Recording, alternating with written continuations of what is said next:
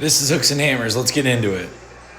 So tonight, we're out in the garage again, and we're doing another resurfacing project. This is my kitchen table. It's a pine table. It was stained with Minwax Early American. And as you can see on the bottom, we have painted white distressed legs. So I'm gonna go ahead and sand this entire table down. As you can see, I've already got a good head start.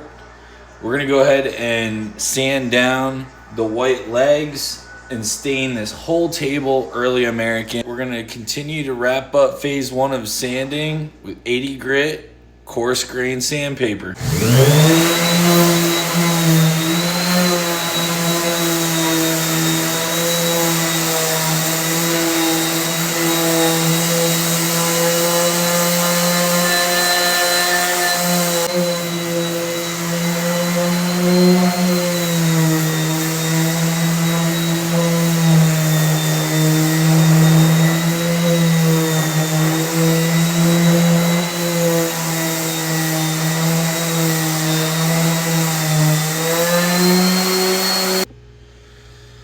So I did the outside leg on the other side and been working on this side now and realizing fast that I think I should strip this paint before I really sand these legs down and prep for stain.